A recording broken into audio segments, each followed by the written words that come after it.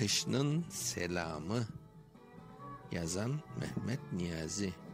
Okuyan Mustafa Şansal. Kış kıravman bayga selam cibergen. Degen bu yıl biraz erte gelirmen. Cagarlığın kıyersin vaktinde. Közün açıp hazır tutsun katında. Kırav aytkan. Bu kayday şeydir canım. Yok mu acı yoksullarga sultanım. Selamın man hep kuvangan barlılar. Can taşımay bilmeysiz mi carlılar. Kış okurup degen sen sus kırav taz. Bir selamman carlı meram anlamaz. Sen kalırsın onlarga men barırman. Karlı buzlu cavdırır da aytarman.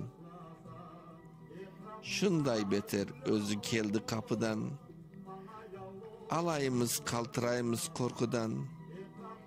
Merhameti azdır yolda kondurar. Eşitmesin sonra bizni tondurur.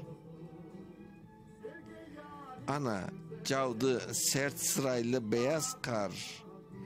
Mekteplerde öksüz kız var, bala var. Kolu katkan, ayakları kızargan.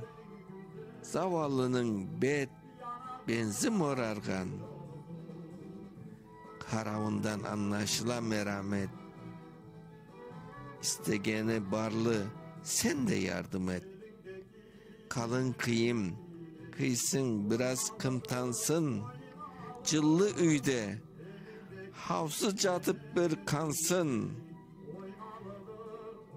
Bay baladay üstü başı caraşıp kıyka küssün közleri cıltıraşıp.